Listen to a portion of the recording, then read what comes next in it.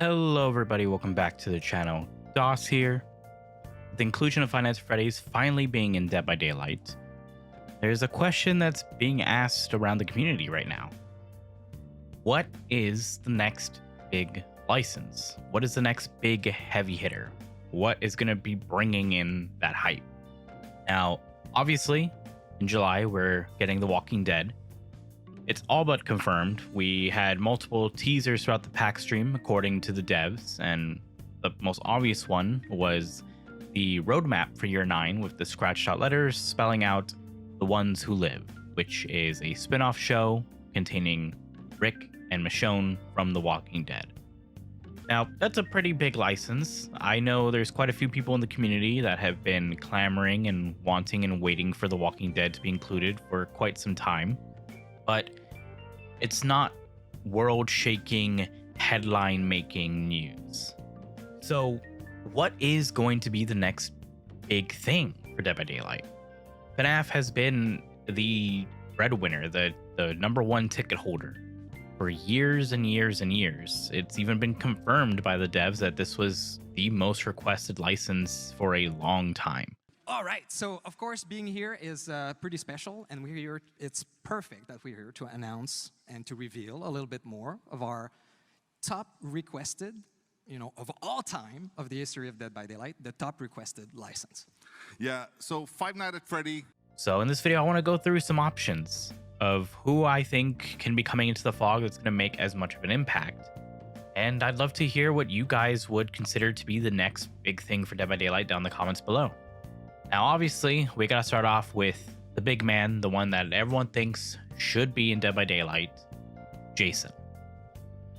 Now, I've had a theory for a very long time that Friday the 13th, or at the very least Jason, will be for the 10-year anniversary of Dead by Daylight. To me, it makes the most sense. It makes sense to have one of the most requested IPs ever be included in the 10-year celebration of Dead by Daylight. It makes sense considering that Jason has been asked for and considered ever since Dead by Daylight launched, because of Trapper being an obvious homage to Jason and even the developers themselves saying so. It'd be poetic in a way to have one of the most popular IPs in horror be allowed to join the roster of Dead by Daylight. My theory is still that it's coming out for the 10-year anniversary. Now, that could go multiple different directions simply because of the fact that we don't really know what's going on with the Jason license for the most part. They've got the whole Jason universe thing on Twitter. They revealed the new design for Jason. But as we know with FNAF, it took 2 years of them working on it. Could Behavior have come to an agreement with license holders of Friday the 13th and Jason to be able to make a chapter for this character? I'm not certain. There's other aspects as well that are a bit difficult, seeing as the fact that Camp Crystal Lake is not owned by the same license holders as Jason. So if we want a full chapter, we wouldn't be getting Camp Crystal Lake as a map unless Behavior pulls some kind of miracle work and gets the different license holders to play well with each other. And on top of that, it seems that the license holders for Jason are just throwing away the tenure of Jason and just solely going with this new design that they have. They're not doing the original, they're not doing Uber Jason, they're not doing Takes Manhattan, they're doing none of those options. And that's what makes me a bit worried that we wouldn't get Jason anytime soon, because obviously Behavior wants to do justice to Jason. It wants it to be what everybody wants. Considering how with the Nightmare on Elm Street license, we didn't get what everyone would have wanted, which was the Robert Englund version of the character. We were stuck with the 2010 remake. And I don't think Behavior wants to make that same mistake or get pigeonholed into that decision. But I definitely think out of all the horror license out there, Jason is the next thing that would make big waves in this community. However, he's not the only relatively big license that I think could be somewhat celebrated and anticipated. The next license that I'm considering would be Predator. Now, there's a current theory that the November license chapter with the killer and 2 survivors is Predator. One of the reasonings for this is there is a new movie coming out around that time. The question is, who would be the survivors if it's a Predator license? When you think of Predator, I only really think of Dutch from the original movie. Now, obviously, there are options you can give. You can do the woman from Alien vs. Predator. You can go with Alexa Woods, the human that gained the respect from the Predator. That could be a survivor, but I don't know how it would go. I mean, for the most part, when you think of Predator and you think of like a human, you think of Arnold Schwarzenegger's character of Dutch. But it would be a good license to get ever since we got the Alien license with Xenomorph and Xenomorph having the grid cosmetic from Alien vs. Predator. Everyone has been wondering, where is Predator? Especially with the release of Skull Merchant and her kit being super similar to Predator itself, with the arm blade, with the drones, even the Mori of it being stabbed through the human. It's left people wondering, like, are we going to get Predator? Is it just going to be a legendary skin for Skull Merchant? Like, what's going to happen? Now, the next license that I think could make some waves simply because of its nature would be Stranger Things. For those of you who are new around these parts of Dead by Daylight, Stranger Things came out into Dead by Daylight quite some time ago. Stranger Things was released into Dead by Daylight on September 17th, 2019. And it was huge for the time. It was the most groundbreaking chapter that we had at that moment in time. It made headlines in a bunch of different news articles, and it was the first time ever that we got 2 survivors with 1 chapter. Now, obviously, in November of 2021, the Stranger Things license got taken away from Dead by Daylight. Netflix decided not to renew the license and tried to do their own thing with video games, which ultimately failed. And so in 2023, the license was returned. Now, the reason why I say this would be a huge thing is because Stranger Things was a very huge license when it released. It is one of the few licenses that has been removed from this game and has now the only license that is returned.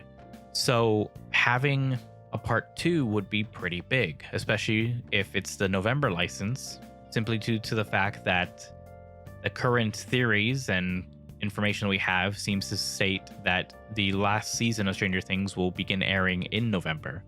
Hi, this is Future DOS here. So when I recorded this, it was just a theory, but it was actually revealed during this week the official dates for the Stranger Things final season. So it is 100% confirmed that Volume 1 of the final season is coming out in November. It's coming out the end. I believe it's on Thanksgiving. Then Volume 2 is Christmas. And then Volume 3 is New Year's Eve. So for the remainder of the Stranger Things talk, I'm going to be speaking as if it's a theory and it hasn't been confirmed yet, simply because when I recorded this video originally, it was not confirmed. But just so that everyone knows, I'm aware that the final season is coming out starting November. So it would be a great marketing and great mesh of IP to have Stranger Things get a part 2 with November, and getting, let's say, the Stranger Things version of Vecna, and getting the older version of the main kids as survivors. Simply with the fact that the season that Vecna's from and this final season now has these characters as adults or as teens at the very least. Those are what I think could be like the 3 biggest licenses. I think Jason is number 1 head honcho that would make the most waves, but I definitely think Predator and Stranger Things have their own merits. Now, there's a bunch of other licenses that might be able to make some waves, might be able to bring in fans and people interested in Dead by Daylight, but I don't think it has the same amount of staying power. I definitely would like to see Candyman in this game. There's tons and tons of people that want him, especially with Tony Todd's passing. There's Art the Clown. I know a lot of people have been wanting Art the Clown in Dead by Daylight, especially with his more recent popularity. A lot of people still want Pennywise in Dead by Daylight. And we can't even just stop there. There's still other game licenses that can come in. There's anime that can come in. even novels if we really want to. But in the gaming sphere, we still have Until Dawn, Outlast, BioShock. In anime, I've seen it on the surveys before. We have stuff like Death Note. We have Overlord, which personally I would love. I really love Overlord. It's my favorite anime, and it'd be cool to have Ainz as a killer. But I'm not so sure. We're in a weird moment here in Dead by Daylight where we've gotten the most requested thing ever in the history of this game. We're in this weird flux now where we don't really know what to expect. Obviously, we know what's coming in July. We know that the original chapter that's coming later in the year is a original based off of Asian folklore. But then we've got the mystery of what's going to be the next license, and then we don't know what's going to happen for the anniversary next year. I do not think we're going to be getting any type of tease so well in advance like we did with FNAF, simply because that was Scott Cawthon's doing. He wanted it announced for the week of the 10-year anniversary of FNAF. So I'm not certain where Dead by Daylight will go with this. We are in uncharted territory at this moment. And quite frankly, I'm excited.